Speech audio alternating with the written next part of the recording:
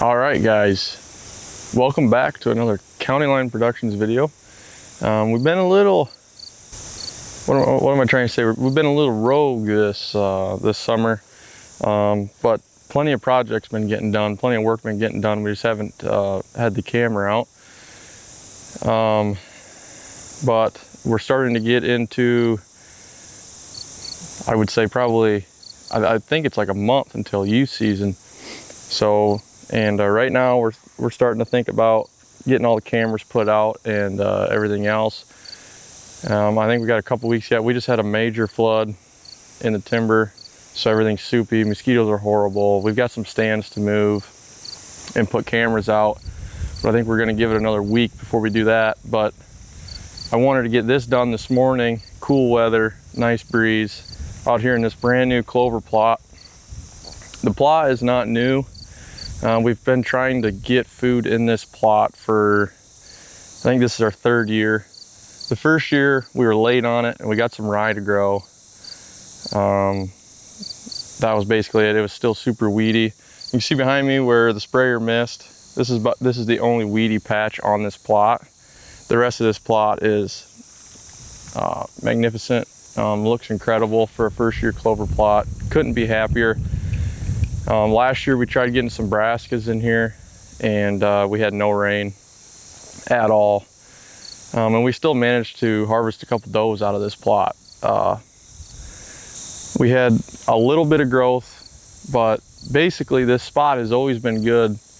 The stand that the tree's in right here at 25 yards has been there. I mean, we've put new stands in it since, but it's been there for 15 years. These deer have always just kind of traveled right here, and it's always been a great spot. And what a way to make a spot better than to put food here. The soil's not the best. Up here on this end, we're on the north end of it, is super sandy, requires a lot of moisture, which we've had this summer. But you can even tell in the growth of the clover, it grows twice as fast on the south end than it does the north end, just in this plot. So, but I'm still happy with what we've got here. This was mowed probably 3 weeks ago. The deer are in it every night. But it feels very good to have some food here this year. But basically I just wanted to go over kind of the setup and thought behind of what we're thinking with this plot this year. We'll start with the whole scrape setup. This is just a fence post from Norby's. Simple post hole digger, threw it in the ground, no cement or anything. You know, that thing will just come right out when we want it to. And it made it all year last year. This was here last year. And then we got gifted a few of the scrape fix doohickeys, whatever you want to call them. You know, you screw the branch in there. I'll get some close-up clips of that. But basically that allows you to pitch the branch you put in there any way you want it. And it just makes, instead of screwing a hole into the post and just letting her ride, you can actually adjust the height you got your branch at. And last year, granted, we didn't have much food here, so there wasn't a whole lot of activity, but so the scrape really didn't take off. This year, I'm a really big fan. I watch a lot of Jeff Sturgis. I'm a really big fan of the vine scrapes, and so I really wanted to try to get a way so I could have a vine scrape here out in the open, no tree or branch to hang from with the post.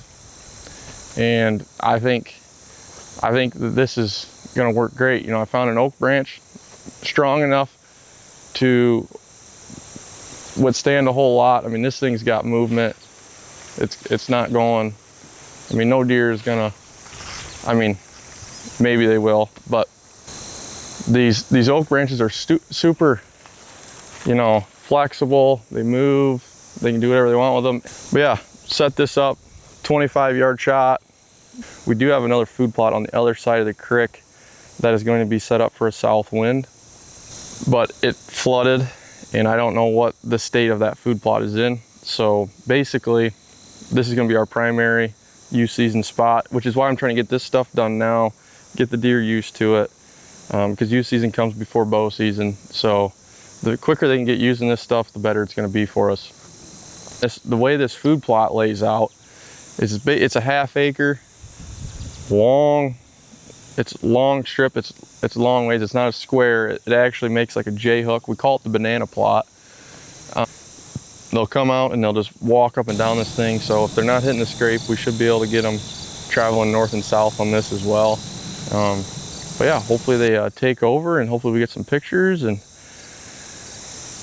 that's pretty much it for this spot. I got another food plot that pretty much connects to this one in a trail to the south. It's in the timber a little bit. We planted oats and peas, 1/4 acre, flooded out, but I think it might be all right. Might top dress it with some rye, but let's head down there, show you that camera set up, that tree stand set up, and go from there. All right, guys, here is plot number 2. The way this sets up is basically we have bedding all to the west of here. These deer have always, this is actually the spot, if you go back and watch our turkey hunting videos, we killed 2 turkeys right here in this opening this spring. As you see right now, it's super wet. This was underwater 3 days ago. These plants had about a week of growth on them when they went under. So I don't know if you could see with the sun and the lighting and everything, there is still plants in here that are growing. They don't look like they've grown too much, but we'll see what happens. That side of the plot looks much worse. This side of the plot's got some good growth on it. Hopefully we can salvage something out of this. I think I'm still gonna come in here, top dress this with winter rye, and hope. Well, now we ain't got rain for the next 3 weeks, it looks like. So at least a 2-week forecast, but over here to my left, there's still underwater. It's kind of ironic. We call this a water hole plot. The whole thought is with this one is if we get a dry year, it's wetter down here, this will do good. And well, at least if we have a drought year, we'll have a plot. This year we've had the exact opposite, but I want to get this plot going. I'm super excited about it. I think this spot is going to be a very crucial spot in our strategy in the years to come. Over to my left, we've got a tree. Trees are very sparse around here to get it stand in with the right wind. This spot is set up for a northwest wind or a north wind, kind of like marshy back behind the camera here. But we've got a logging trail that goes out that way, and if you follow this plot long ways, there's a trail that goes up and out into the Clover food plot. So these plots basically are the same thing. You know, idea is any deer coming through here will munch in here, work their way out to the Clover, work their way out to the bigger fields. But basically this spot is, it's low intrusion. You have to walk all the way around. We don't have southerly access on this farm, so you have to walk all the way around the fence line. It's a long walk to get in here for a northwest wind. And that other plot, south wind, you can come in from the north end, sneak up in that tree, and you're good to go. This is planted in oats, peas, and a little bit of radishes. The oats are a little sparse. Just originally before it flooded, they were a little sparse. The peas seem to come up good. I know that the peas though are not very wet tolerant, so we'll just have to see what happens. I leave in a week for a bear hunt, so when I get back, we'll see what that looks like. I might even try top dressing with rye before I leave, although we don't have any rain in the forecast. I don't have a scrape set up yet on this plot, but I did just set a camera up on this solo tree out here facing this way towards the south. I know you're supposed to face them to the north with the sun and everything, but it basically covers, that camera will cover the width of this plot, and it'll get anything traveling through here. I find a lot of times if we set all of our cameras up on scrapes, you know, instead of like different types of setups, you're not getting all your deer. So we're gonna overlook this entire plot. No scrape on it yet. I haven't decided what I want to do yet. There is an option for one right here off that overhanging tree there. That'd be a 30-yard shot from the stand. We have yet to hang the stand up yet. We got to do that. Basically my main priority has been getting food growing. We've unfortunately had too much rain, but basically this spot is what I'm hoping to be a spot we really hunt this year, with it being on the edge of the timber. Bedding here, right here is about 15 to 20 acres of pure thick sanctuary that we do not touch, right here to my west. And we try to basically set up on the perimeter of that and hunt around that. So the closest you can get without bumping deer is the better. And this spot, it's secluded, it's in a low spot.